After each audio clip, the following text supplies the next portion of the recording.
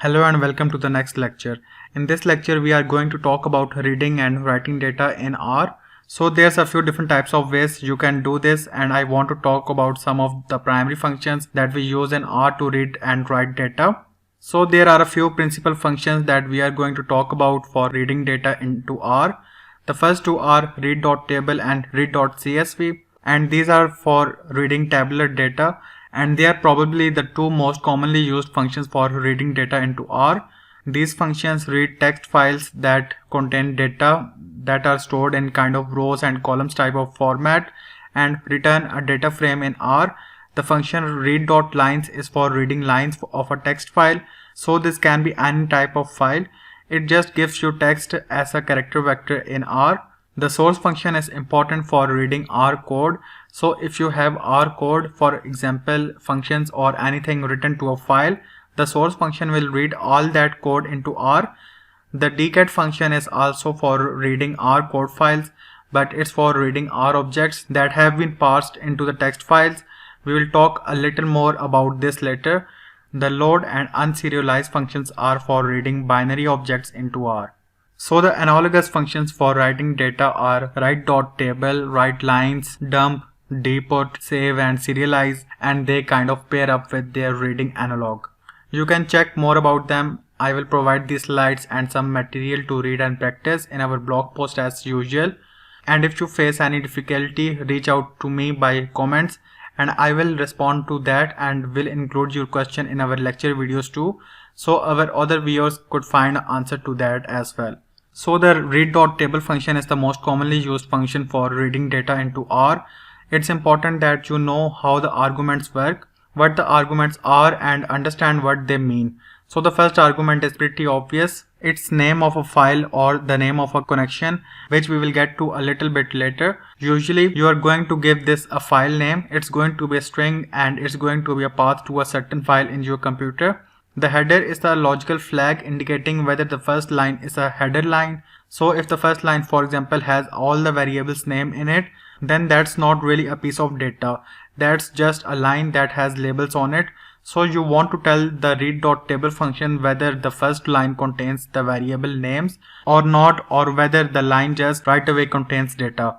The sep argument stands for separator. It's a string that indicates how the columns are separated. So for example, if you have a file that's separated by commas, then the separator has a comma. Sometimes files are separated by semicolons or by tabs or by spaces, and so you want to tell read.table what the separator is going to be. Call classes is a character vector whose length is the same length as the number of columns in the dataset, and the character vector indicates what is the class of each column in the dataset. So for example, if the first column is a numeric and the second column is logical and the third column is a vector, etc. And so the call class is a vector which is not required, but it tells read.table what the class of the data is for each column. N rows is the number of rows in the dataset. This is not required, but it can be used. Comment.char is the character string that indicates what's the comment's character. So by default, for example, the pound symbol or the sharp symbol and anything to the right of that symbol is ignored as comment character. So you can specify other characters to be comment characters, and the lines of the file that begin with that comment character will be ignored. Skip is the number of lines to skip from beginning. So sometimes there may be some header information or some non-data region at the beginning of the file and you want to skip right over that. And so you can tell the read.table function to skip, say the first 10 lines or the first 100 lines, and then only start reading data after that. Last argument is strings as vectors. This defaults to true, and the question is whether you want to encode character variables as vectors. So by default, anytime read.table encounters a column of data that looks like it's a character variable, it will assume that what you mean to read in is a vector variable. If you don't mean to read this in as a vector variable, then you can set strings as vectors equal to false. So for small and kind of moderately sized datasets, computers are going to get better and better every day. The definition of small and moderate is kind of growing, but you can use read.table usually without specifying any of the other arguments besides the file name. So you can say read.table on say food.txt. So this is just the name of the file, and it will automatically take care of figuring out, what the classes of the different columns are. It will figure out how many rows there are, etc. So you don't have to specify any of that information if you don't feel like it. And then this will return an object here that I call data, and that would be a data frame.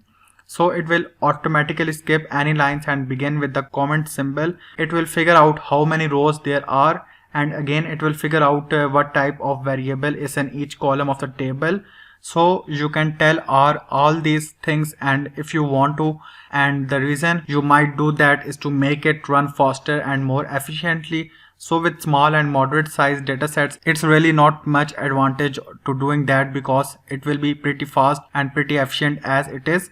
The read.csv function is identical to read.table, except for the key differences that the default separator for the read.csv function is the comma, whereas the default separator for read.table is the space. So read.csv is useful for reading CSV files. This stands for comma separated value. It's usually something that you get from a spreadsheet program like Microsoft Excel or something similar to that. So CSV is a very common format that most spreadsheet types of programs will understand. The other thing that read.csv specifies is that it always specified header to be equal to true. So with larger datasets of beyond the small to moderate, then there are a couple of things you can do when reading in tabular data that will make your life a lot easier. And more importantly, it will prevent R from totally choking. So first, you should read the help page from read.table. In fact, you should probably have it memorized. There is a lot of key hints in that help page.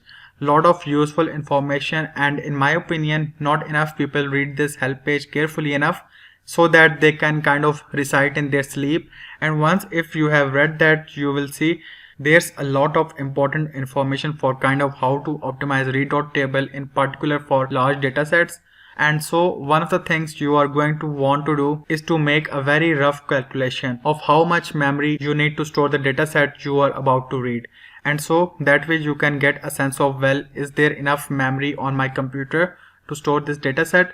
Because if you recall correctly, R is going to store your entire dataset in memory unless you do otherwise. So when you call read.table or read.csv, it's reading your entire dataset into the RAM of the computer. And so you need to know, roughly speaking, how much RAM this dataset's going to require, and we will talk about how to calculate that in a second. So another easy optimization you can say is, if there's no comment lines in your file, then just set the comment character to be blank, so just an empty code there. The call classes argument is actually very important, because if you don't specify it, then what R does by default is that it goes through every column of your dataset and tries to figure out what type of data it is. Now that's all fine. Well, I'm fine when the dataset is small to moderate, but reading each of these columns and trying to figure out what type of data it is takes time, it takes memory, and it can generally slow things down. If you can tell R what type of data is in each column, then R does not have to spend the time to figure it out on its own. And so it will generally make read.table run a lot faster. So you can save yourself a lot of time. So if you have a few columns in your dataset, then you can usually just say what the classes are. But if they are all the same, so for example, if all the columns are numeric, you can just set call classes equal to numeric and you give it a single value. It will just assume that every column has that same value. So if you just say numeric, it will assume that every column is numeric. Otherwise, what you can do, if you have a huge dataset, you can read in maybe the first 100 or first 1000 rows by specifying the n rows argument and then going through each of the looping over each of the columns using sapply and calling the class function. So the class function will tell you what class of data is in each column, and then you can use this information and then read the entire dataset after by specifying the call classes argument. So the n rows argument is actually very useful too.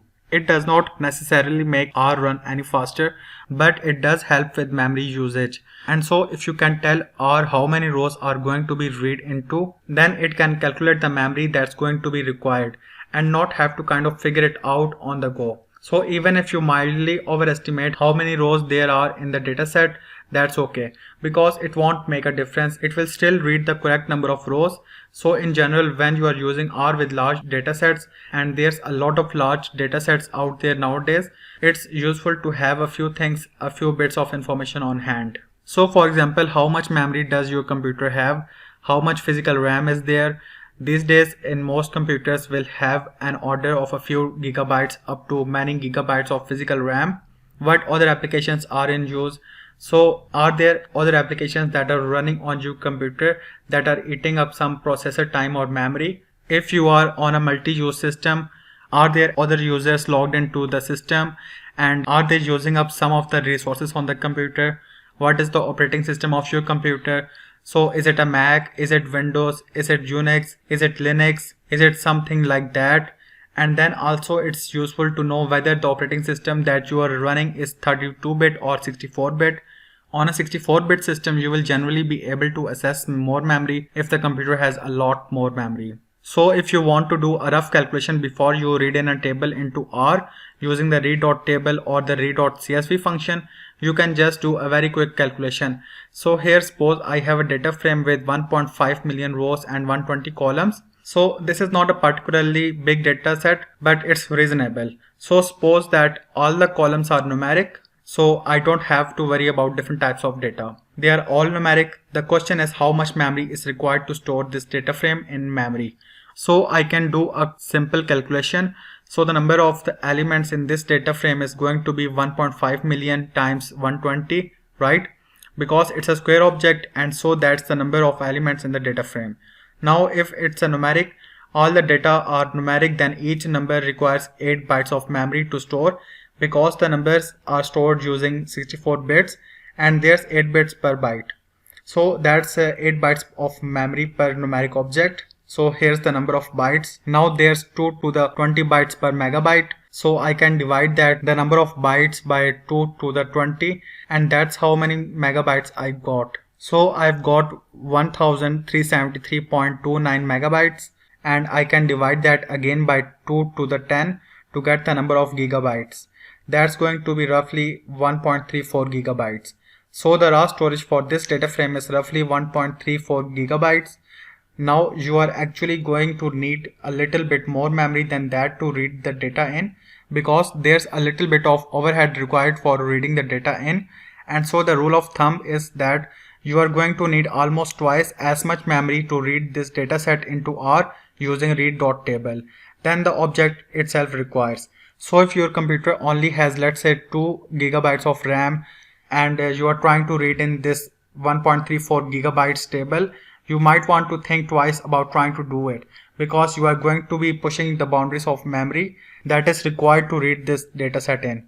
Of course, if your computer has like 4 or 8 or 16 gigabytes of RAM, then you should have no problem in terms of the memory requirements. It will still take some time just to read it in, just because it takes time to read in all the data, but you won't be running out of memory. So doing this kind of calculation is enormously useful when you are reading in large data sets, because it can give you a sense of, do I have enough memory? It's the reason if you grunt any errors, you will know whether the error is because of memory, running out of memory or not. So I encourage you to do this kind of calculation when you are going to be reading in large data sets, and you know in advance kind of how big it's going to be. So see you in the next lecture, where we will continue reading some other data. Till then, ciao.